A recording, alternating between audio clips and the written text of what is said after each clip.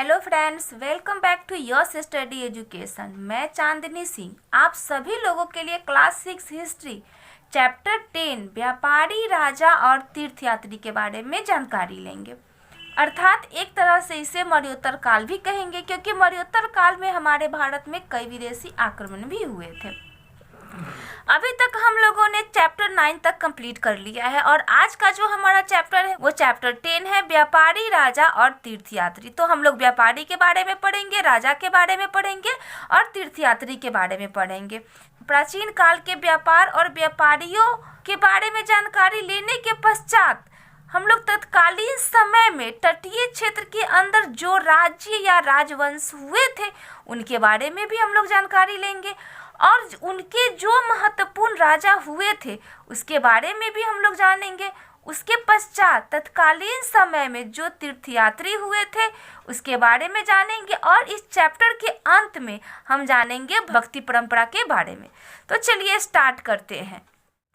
व्यापारी, राजा और तीर्थयात्री, जिसका फर्स्ट टॉपिक है दक्षिण भारत का व्यापार। तो दक्षिण भारत का व्यापार कैसे होता था और किस देश के साथ होता था उसके बारे में हम लोग जानेंगे। इसका फर्स्ट पॉइंट है दक्षिण भारत सोना, मसाले, खास तौर पर काली मिर्च तथा कीमती पत्थरों के लिए प्रसिद्ध था। तो दक्षिण भारत जो था वो सोना के लिए, मसाले के लिए और खास तौर पर काली मिर्च तथा कीमती पत्थरों के लिए प्रसिद्ध था। आपसे ये प्रश्न पूछ देगा कि सोना, मसाले, खास तौर पर काली मिर्च तथा कीमती पत्थर निम्नलिखित में से किसके लिए प्रसिद्ध था? उत्तर भारत, दक्षिण भारत, पूर्व भारत या पश्चिम भारत? तो ध्यान में रखिएगा, दक्षिण भारत जो था सोना, मसाले, काली मिर्च और कीमती पत्थर के लिए प्रसिद्ध था। नेक्स्ट जो पॉइंट है वो है रोमन साम्राज्य में काला सोना काली मिर्च को कहा जाता था। तो उस रोमन साम्राज्य में जो ये काला सोना था ना, किसको कहा जाता था? तो काली मिर्च को रोमन साम्राज्य में काला सोना कहा जाता था। और क्यों कहा जाता था? क्योंकि रोमन साम्राज्य में काली मिर्च की बहुत ज़्यादा डिमांड थी और इसी के कारण इसे काले सोने के नाम से बुलाते थे लोग।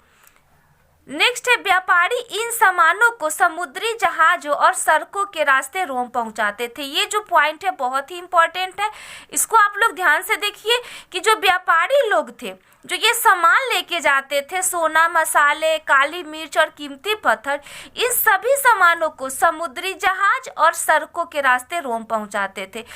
आपके एग्जाम में पूछा जा सकता है कि व्यापारी जो है इन सामानों को किन रास्तों से रोम पहुंचाते थे? तो ऑप्शन में कुछ भी दे देगा आपको, तो ध्यान में रखिएगा, समुद्री जहाज और सड़कों के रास्ते। नेक्स्ट है दक्षिण भारत में ऐसे अनेक रोमन सोने के सिक्के मिले हैं जिससे अंदाजा लगाया जाता है कि उन दिनों रोम के साथ बहुत अच्छा व्यापार चल रहा था। आपसे प्रश्न पूछा जा सकता है कि दक्षिण भारत में कौन सी ऐसी वस्तु मिली है जिससे अंदाजा लगाया जाता है कि उन दिनों रोम के साथ बहुत अच्छा व्यापार चल रहा था? तो दक्षिण भारत में ऐसे अनेक रोमन सोने के सिक्के मिले हैं और इन्हीं रोमन सोने के सिक्कों से ये पता चलता है कि उन दिनों रोम के साथ बहुत अच्छा व्यापार चल रहा था, क्योंकि व्यापारी जो आते थे वो रोमन सिक्के लाते थे और यहाँ से कुछ वस्तुएं खरीद के और इसके बदले में वो रोमन सोने के सिक्के देते थे। नेक्स्ट है रोम व्यापारी ने कई समुद्री रास्ते खोज निकाले। तो रोम व्यापारी जो थे कई समुद्री रास्ते को खोज निकाले थे। सीटेड में आपसे ऐसे प्रश्न पूछे जा सकते हैं कि दक्षिण भारत के व्यापार के बारे में निम्नलिखित में से कौन सी बातें सही है या कौन सी बातें गलत है? तो मैं दक्षिण भारत के व्यापार के बारे में जितनी भी पॉइंट्स यहाँ लिखी हूँ सभी पॉइंट्स इंपॉर्टेंट है और सभी पॉइंट को आप अच्छे से एक बार पढ़ लीजिएगा। नेक्स्ट है वे अफ्रीका या अरब के पूर्वी तट पर पहुंचना चाहते थे तो दक्षिण पश्चिमी मानसून के साथ चलना पसंद करते थे। या तो इसमें से पॉइंट दे देगा और या अगर पॉइंट नहीं दे तो ऐसे भी आपसे प्रश्न पूछ सकता है कि अफ्रीका या अरब के पूर्वी तट पर पहुंचने के लिए जो व्यापारी लोग थे किस मानसून का सहारा लेते थे? तो दक्षिण पश्चिम मानसून का सहारा लेते थे। सीटेड में किसी प्रकार भी प्रश्न पूछे जा सकते हैं, तो आपको सीटेड क्वालिफाइड होने के लिए एक एक पॉइंट, एक एक टॉपिक को एकदम बारीकी से पढ़ना होगा और बारीकी से समझना होगा, तभी आप सीटेड क्वालिफाइड हो सकते हैं। नेक्स्ट जो है, नाविक मानसूनी हवा का फायदा उठाकर अपनी यात्रा पूरी कर लेते थे। इन लंबी यात्राओं के लिए मजबूत जहाजों का निर्माण किया जाता था। तो आपसे यहाँ प्रश्न पूछा जा सकता है कि नाविक मानसूनी हवा का फायदा उठाकर अपनी यात्रा पूरी कर लेते थे और इन लंबी यात्राओं के लिए वो किस चीज का निर्माण करते थे? तो मजबूत जहाजों का वो निर्माण किया करते थे। नेक्स्ट एक नोट है, भारत के दक्षिणी भाग में बड़ा तटीय प्रदेश है। इनमें बहुत से पहाड़, पठार और नदी के मैदान है। नदियों के मैदानी इलाकों में कावेरी का मैदान सबसे उपजाऊ है। तो भारत के जो दक्षिणी भाग है वो बड़ा तटीय प्रदेश है, क्योंकि भारत का जो दक्षिणी भाग है इस प्रकार बना हुआ है और यहाँ से गुजरात से स्टार्ट होता है। गुजरात से लेकर यहाँ पे पश्चिम बंगाल तक ये पूरा तटीय प्रदेश है और इन्हीं तटीय प्रदेश में बहुत सारे पहाड़ है, पठार है और नदी का मैदान भी यहाँ पे बना हुआ है। और नदियों के इलाकों में कावेरी का मैदान सबसे उपजाऊ, तो यहाँ पे कावेरी नदी बहती है, तो यही कावेरी नदी का जो मैदान है वो सबसे उपजाऊ है। तो आपसे प्रश्न पूछा जा सकता है कि भारत के दक्षिणी भाग में नदियों के मैदानी इलाकों में कौन सा मैदान सबसे उपजाऊ है? तो आपको प्रश्न में दे सकता है कावेरी का मैदान, कृष्णा का मैदान, तुंगभद्रा का मैदान या गोदावरी का मैदान। तो आप ध्यान में रखिए कि जो कावेरी का मैदान है वो सबसे उपजाऊ है। नेक्स्ट जो टॉपिक है वो है मूवेंदार, अर्थात मूवेंदार जो होता है वो एक तमिल शब्द है और इन्हीं तमिल शब्द का अर्थ होता है तीन मुखिया, और वो जो तीन मुखिया है वो चोल, चेर और पांडे है। तो मूवेंदार का जो फर्स्ट पॉइंट हम लोग देख लेते हैं, संगम कविताओं में मूवेंदार की चर्चा मिलती है। तो आपसे प्रश्न पूछ देगा कि संगम कविताओं में किसकी चर्चा मिलती है, या फिर ऐसे भी पूछा जा सकता है कि किन कविताओं में मूवेंदार की चर्चा मिलती है। तो इस लाइन को आप लोग देख लीजिएगा। नेक्स्ट है, यह एक तमिल शब्द है जिसका अर्थ तीन मुखिया है। आपसे ये भी प्रश्न पूछ सकता है कि मूवेंदार निम्नलिखित में से कौन सा शब्द है, तमिल है, गुजराती है, मराठी है या बंगाली है? तो ध्यान में रखिएगा, मूवेंदार जो है एक तमिल शब्द है और जिसका अर्थ होता है तीन मुखिया। नेक्स्ट है, इसका प्रयोग तीन शासक परिवारों के मुखियाओं के लिए किया गया है। ये थे चोल, चेर और पांडे, जो करीब 2300 साल पहले दक्षिण भारत में काफ़ी शक्तिशाली माने जाते थे। अगर आप लोग चैप्टर 8 का मेरा वीडियो देखे होंगे, उसका जो सेकेंड पार्ट होगा उसमें हम लोगों ने चोल, चेर, पांडे के बारे में चर्चा किया था और हम लोग थोड़ी सी उसके बारे में हम लोग डिस्कस किए थे। तो यहाँ भी चोल, चेर तथा पांडे जो है करीब 2300 साल पहले दक्षिण भारत में काफ़ी शक्तिशाली माने जाते थे। आपसे ये प्रश्न पूछ देगा कि 2300 साल पहले दक्षिण भारत में कौन शक्तिशाली माना जाता था? तो चोल, चेर और पांडे, क्योंकि ये दक्षिण भारत में काफ़ी शक्तिशाली माने जाते थे। नेक्स्ट पॉइंट है, इन तीनों मुखियाओं के अपने अपने दो दो सत्ता केंद्र थे। इनमें से एक तटीय हिस्से में और दूसरा अंदरूनी हिस्से में था। तो जो तीन मुखिया थे चोल, चेर, पांडे, इन दोनों के अपने अपने दो दो सत्ता केंद्र थे, अर्थात 6 सत्ता केंद्र था। और जो इनमें से जो था एक तटीय हिस्से में था और दूसरा अंदरूनी हिस्से में था। सबका एक एक जो था तटीय क्षेत्र में था और दूसरा अंदरूनी हिस्से में सबका था। नेक्स्ट तटीय क्षेत्र, यानी कि मैं आपको बताई ही थोड़ी देर पहले कि यहाँ पे जो यहाँ तटीय क्षेत्र में था और जो एक एक सत्ता केंद्र था वो अंदर के भागों में था। उसके बाद में नेक्स्ट जो पॉइंट है वो है, इस तरह 6 केंद्रों में से 2 बहुत महत्वपूर्ण थे। तो जो 6 केंद्र थे उनमें से 2 महत्वपूर्ण थे। तो कौन कौन महत्वपूर्ण था? तो चोलों का पतन पुहाड़ या कावेरी पट्टिनम और दूसरा था पांड्यों की राजधानी मदुरई। ये 2 जो केंद्र थे, सत्ता केंद्र थे, ये दोनों काफ़ी फेमस थे।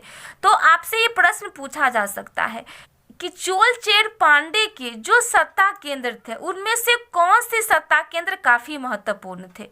तो चोलों का पतन पुहाड़ या कावेरी पट्टिनम, पांडे की राजधानी मदुरई। ए में पूछ देगा चोलों का पतन पुहाड़ या कावेरी पट्टिनम, बी में पूछ देगा पांड्यों की राजधानी मदुरई, सी में पूछ देगा ए और ए सही है, बी गलत है, और डी में पूछ देगा ए और बी दोनों सही है। या कुछ भी पूछ सकता है आपसे एग्जाम में, तो आप बस ध्यान में रखिएगा और एक एक पॉइंट को अच्छे से देखिएगा। नेक्स्ट टॉपिक है तीनों मुखिया के कार्य। ये 3 मुखिया चोल, चेर और पांडे थे, उनके क्या क्या कार्य होते थे उनके बारे में यहाँ दिया हुआ है। फर्स्ट है, ये मुखिया लोगों से नियमित कर के बजाय उपहारों की मांग करते थे। तो जो ये चोल चेर पांडे थे वो लोगों से नियमित कर नहीं लेते थे और कर के बदले में वो उपहारों की मांग करते थे। सेकेंड नंबर है, कभी कभी ये सैनिक अभियानों पर भी निकल पड़ते थे और आसपास के इलाकों से शुल्क वसूल कर लाते थे। तो जो तीनों चोल चेर पांडे थे ये कभी कभी सैनिक अभियान पे निकलते थे और जो भी आसपास का इलाका था उससे वो शुल्क वसूल कर लाते थे। नेक्स्ट है, इनमें से कुछ धन वे अपने पास रख लेते थे, बाकी अपने समर्थकों, नाते रिश्तेदारों, सिपाहियों तथा कवियों के बीच बांट देते थे। तो जो धन इकट्ठा जो वो शुल्क वसूल कर लाते थे उस शुल्क में से कुछ शुल्क वो अपने पास रखते थे और बाकी जो बचता था उससे वो समर्थकों, नाते रिश्तेदारों, सिपाहियों तथा कवियों के बीच बांट देते थे। चोल चेर पांडे यानी कि तीनों मुखिया के जो कार्य है, 3 दिए हुए, तीनों कार्य को आप लोग अच्छे से देख लीजिएगा। नेक्स्ट एक नोट है, अनेक संगम कवियों ने उन मुखियाओं की प्रशंसा में कविताएं लिखी है जो उन्हें कीमती जवाहरात, सोने, घोड़े, हाथी, रथ या सुंदर कपड़े दिया करते थे। तो जो संगम कवि था वो बहुत सारे संगम कवियों ने इन मुखियाओं के बारे में बहुत सारी प्रशंसा में कविता लिखी है। इसलिए कविता लिखी है क्योंकि ये जो तीनों मुखिया थे उन्हें कीमती जवाहरात देते थे, सोने, घोड़े, हाथी, रथ तथा सुंदर कपड़े भी दिया करते थे।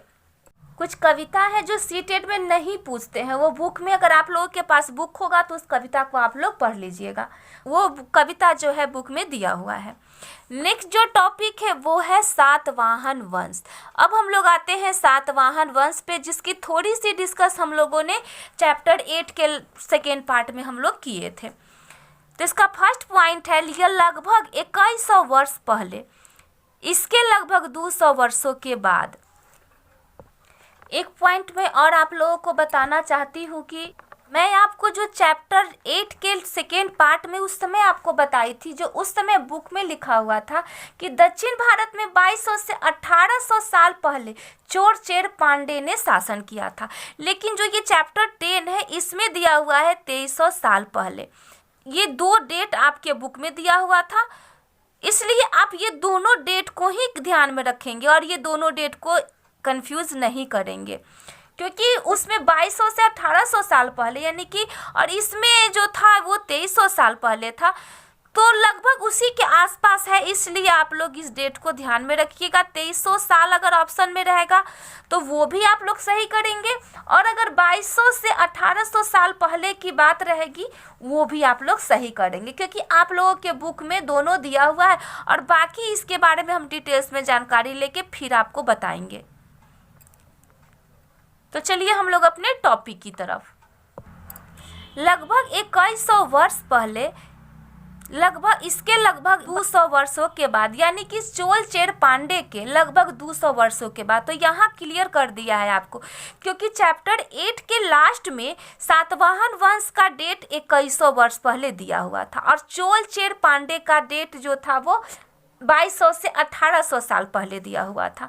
तो 2100 अगर सातवाहन वंश चोल चेर पांडे की 200 साल के बाद आए तो इसका मतलब है कि चोल चेर पांडे जो है वो 2300 साल पहले आए थे। तो थोड़ा सा इसको आप लोग समझ लीजिएगा और देख लीजिएगा, और ये दोनों डेट आप लोग चोल चेर पांडे के बारे में ध्यान में रखिएगा। तो पश्चिमी भारत में सातवाहन नामक राजवंश का प्रभाव हुआ। तो पश्चिमी भारत में सातवाहन राजवंश का प्रभाव बढ़ा कब? तो 2100 वर्ष पहले, यानी कि चोल चेर पांडे के 200 वर्षों के बाद। इस राजवंश का सबसे प्रमुख राजा गौतमी पुत्र श्री सातकर्णी था। तो जो गौतमी पुत्र सातकर्णी था वो इस सातवाहन वंश का सबसे प्रमुख राजा था। आपसे प्रश्न पूछ देगा कि सातवाहन वंश का सबसे प्रमुख राजा कौन था? तो गौतमी पुत्र श्री सातकर्णी। नेक्स्ट है, उसके बारे में हमें उसकी माँ गौतमी बलश्री द्वारा दान किए गए अभिलेख से पता चलता है। तो ये आपसे प्रश्न पूछ सकता है कि श्री सातकर्णी के बारे में हमें जानकारी कहाँ से मिलती है? तो उसकी माँ गौतमी बलश्री द्वारा दान किए गए अभिलेख से पता चलता है। नेक्स्ट है, वह और अन्य सभी सातवाहन शासक दक्षिणापथ के स्वामी कहे जाते थे। तो आपसे ये प्रश्न पूछ सकता है कि दक्षिणापथ के स्वामी किसे कहा जाता था? गौतमी पुत्र श्री सातकर्णी और अन्य सभी सातवाहन शासक को दक्षिणापथ के स्वामी कहा जाता था। ऑप्शन में आपको सातवाहन वंश के जगह पर कोई अन्य वंश का नाम भी आपको दे देगा। हो सकता है यहाँ सातवाहन न दे के कोई अन्य वंश का नाम आपको दे दे।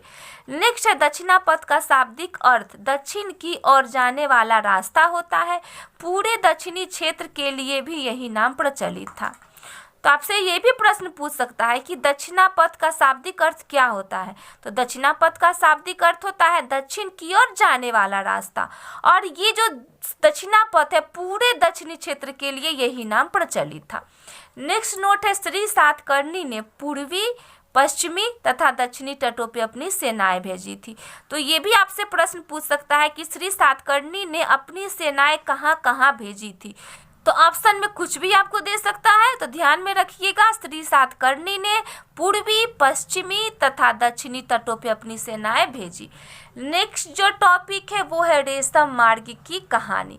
तो रेशम मार्ग की क्या कहानी है उसके बारे में अब हम लोग जान लेते हैं। इसका जो फर्स्ट पॉइंट है वो है कीमती चमकीले रंग और चिकनी मुलायम बनावट की वजह से रेशमी कपड़े बहुमूल्य माने जाते हैं। तो रेशमी कपड़े क्यों बहुमूल्य माने जाते हैं? क्योंकि वो कीमती होते हैं, चमकीले रंग की होती है और चिकनी तथा मुलायम बनावट के कारण रेशमी कपड़े काफ़ी बहुमूल्य माने जाते हैं। नेक्स्ट है रेशमी कपड़ा तैयार करना एक जटिल प्रक्रिया है।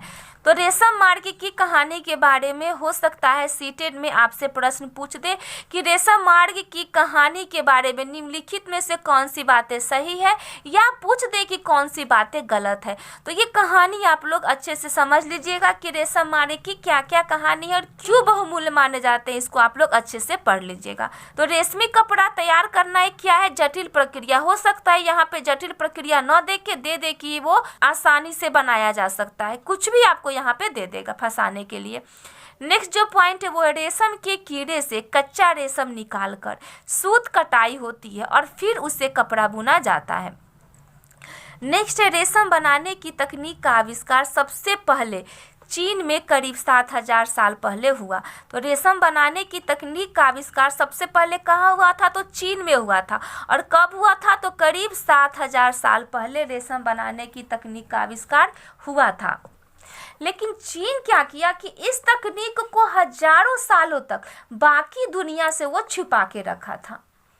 उसने किसी से भी ये बताया नहीं था कि रेशम बनाने का आविष्कार चीन में हो चुका था। नेक्स्ट है चीन से पैदल, घोड़ों या ऊंटों पर कुछ लोग दूर दूर की जगहों पर जाते थे और अपने साथ रेशमी कपड़े भी ले जाते थे। चीन से पैदल, घोड़ों और ऊंटों से लोग दूर दूर की जगह पर जाते थे और अपने साथ रेशमी कपड़े भी ले जाते थे। तो चीन से जो था लोग पैदल भी जाते थे, घोड़ों से जाते थे और ऊंटों पर भी कुछ लोग दूर दूर तक जगह पर जाते थे और अपने साथ वो क्या लेकर जाते थे? तो रेशमी कपड़ा लेकर वो लोग जाते थे। जिस रास्ते ये लोग यात्रा करते थे वह रेशम मार्ग के नाम से प्रसिद्ध हो गया। चीन से जो लोग पैदल जाते थे या घोड़ों से या ऊंटों पर जो दूर दूर तक जगह पर जाते थे और अपने साथ रेशमी कपड़े लेकर जाते थे, वही रास्ता जो था वो सिल्क रूट के नाम से जाना जाने लगा। नेक्स्ट है चीन के शासक कभी कभी ईरान और पश्चिमी एशिया के शासकों को उपहार के तौर पर रेशमी कपड़े भेजते थे। जो तो चीन के शासक थे वो कहाँ कहाँ रेशमी कपड़े भेजते थे उपहार के तौर पे? तो ईरान तथा पश्चिमी एशिया के शासक को उपहार के तौर पर वो रेशमी कपड़े भेजते थे। तो आपसे प्रश्न पूछ सकता है कि चीन के शासक किस शासकों को उपहार के तौर पर रेशमी कपड़े भेजते थे? तो ध्यान में रखिएगा ईरान और पश्चिमी एशिया के शासकों को। नेक्स्ट है यहाँ से रेशम के बारे में जानकारी और भी पश्चिम की ओर फैल गई और करीब 2000 साल पहले रोम के शासकों और धनी लोगों के बीच रेशमी कपड़े पहनना एक फैशन बन गया। तो धीरे धीरे ये जब ईरान और पश्चिमी एशिया के शासक को ये लोग उपहार के तौर पे चीन के शासक जब देना स्टार्ट कर दिए, तो जो रेशम के बारे में जानकारी पश्चिम की ओर फैल गई और करीब 2000 साल पहले रोम के जो शासक थे और जो धनी लोगों के बीच रेशमी कपड़ा पहनना एक फैशन बन गया। नेक्स्ट है, इसकी कीमत बहुत ही ज़्यादा होती थी क्योंकि चीन से इसे लाने में दुर्गम पहाड़ी और रेगिस्तानी रास्तों से होकर जाना पड़ता था। तो रेशमी कपड़ों की कीमत बहुत ज़्यादा होती थी। और क्यों बहुत ज़्यादा होती थी? क्योंकि चीन से इसको लाने में जो है दुर्गम पहाड़ी और रेगिस्तानी रास्तों से होकर जाना पड़ता था। नेक्स्ट है, यही नहीं, रास्तों के आसपास रहने वाले लोग व्यापारियों से यात्रा शुल्क भी मांगते थे। तो जो रास्ते के आसपास रहने वाले लोग थे वो व्यापारियों से यात्रा शुल्क मांगते थे और यात्रा शुल्क के रूप में ये लोग व्यापारियों से कर, शुल्क तथा तोहफे लेते थे और इसके बदले में ये शासक इन व्यापारियों को अपने राज्य से गुजरते वक्त लुटेरों के आक्रमणों से सुरक्षा देते थे। रेशमी कपड़ा की कीमत बहुत ज़्यादा इसलिए थी क्योंकि जो वो रास्ते से व्यापारी लोग आते थे तो वहाँ के जो रहने वाले लोग थे उससे यात्रा शुल्क मांगते थे और जो यात्रा शुल्क के रूप में वो उससे टैक्स लेते थे, शुल्क लेते थे और कुछ तोहफे भी लेते थे। और इसके बदले में व्यापारियों को, जो उस रास्ते के जो शासक लोग थे, वो इन व्यापारियों को अपने राज्य से गुजरते वक्त लुटेरों से आक्रमणों से वो लोग सुरक्षा देते थे। नेक्स्ट जो टॉपिक है वो है कुषाण। फर्स्ट पॉइंट है, सिल्क रूट पर नियंत्रण रखने वाले शासकों में सबसे प्रसिद्ध कुषाण थे। तो सिल्क रूट पर नियंत्रण रखने वाला सबसे प्रसिद्ध शासक कौन थे? तो कुषाण। ये आपसे प्रश्न पूछ सकता है कि सिल्क रूट पर नियंत्रण रखने वाले सबसे प्रसिद्ध शासक कौन थे? सातवाहन, हिंद, यवन, पार्थियाई या कुषाण? ध्यान में रखिएगा, कुषाण। नेक्स्ट पॉइंट है, करीब 2000 साल पहले मध्य एशिया तथा पश्चिमोत्तर भारत पर इनका शासन था। तो करीब 2000 साल पहले जो है मध्य एशिया तथा पश्चिमोत्तर भारत पर कुषाण का शासन था। नेक्स्ट है, पेशावर और मथुरा इनके दो मुख्य शक्तिशाली केंद्र थे। तो आपसे प्रश्न पूछा जा सकता है कि पेशावर और मथुरा किसके दो मुख्य शक्तिशाली केंद्र थे? तो कुषाण के। नेक्स्ट है, तक्षशिला भी इनके राज्य का हिस्सा था। कुषाण से संबंधित यहाँ पे 6 पॉइंट दिए हुए, 6 पॉइंट को आप लोग देख लीजिएगा। हो सकता है आपसे ये भी पूछ दे कि कुषाण से संबंधित कौन सी बातें सही है या कौन सी बातें गलत है। नेक्स्ट जो पॉइंट है वो है, इनके शासनकाल में ही सिल्क रूट की एक शाखा मध्य एशिया से होकर सिंधु नदी के मुहाने के पत्तनों तक जाती थी। तो जो कुषाण था उनके शासनकाल में सिल्क रूट की एक शाखा जो है मध्य एशिया से होकर सिंधु नदी के मुहाने तक जाती थी। नेक्स्ट है, फिर यहाँ से जहाज़ों द्वारा रेशम पश्चिम की ओर रोमन साम्राज्य तक पहुँचता था। तो जब ये मध्य सिंधु नदी के मुहाने तक जाती थी तो इन मुहानों से जहाज़ों द्वारा जो था रेशम पश्चिम की ओर रोमन साम्राज्य तक पहुँचता था। नेक्स्ट एक नोट है, भारत में सबसे पहले सोने के सिक्के जारी करने वाले शासकों में कुषाण थे। सिल्क रूट पर यात्रा करने वाले व्यापारी इनका उपयोग किया करते थे। सॉरी, यहाँ पे शुद्ध सोने के सिक्के होगा क्योंकि भारत में सबसे पहले जो सोने का सिक्का जारी करने वाला हिंद यवन था। लेकिन अगर भारत में अगर पूछेगा कि सबसे पहले शुद्ध सोने के सिक्के जारी करने वाला शासक कौन था, तो कुषाण था। भारत में अगर सबसे ज़्यादा सोने का सिक्का जारी किया है तो वो गुप्त शासक होंगे। तो आप लोग कंफ्यूज नहीं करेंगे। अगर आपसे प्रश्न पूछेगा कि भारत में सर्वप्रथम सोने का सिक्का जारी करने वाला राजा कौन थे, तो वो थे हिंद यवन। अगर आपसे पूछेगा कि भारत में सबसे पहले शुद्ध सोने के सिक्के जारी करने वाला शासक कौन था, तो वो था कुषाण। और अगर ये पूछेगा कि भारत में सर्वाधिक सोने का सिक्का चलवाने वाला कौन शासक था, तो वो था गुप्त शासक। तब तक के लिए इतना ही। अभी इस चैप्टर में बौद्ध धर्म का प्रचार कैसे हुआ और किस किस राज्य में हुआ, बोधिसत्व, भक्ति आंदोलन और भी कुछ पॉइंट है जिसका हम लोग नेक्स्ट वीडियो में कंप्लीट करेंगे। अगर आप लोगों को हमारा वीडियो अच्छा लगा हो तो लाइक करें, शेयर करें तथा कमेंट करें। बने रहिए हमारे साथ। मिलते हैं नेक्स्ट वीडियो में नेक्स्ट टॉपिक के साथ। धन्यवाद।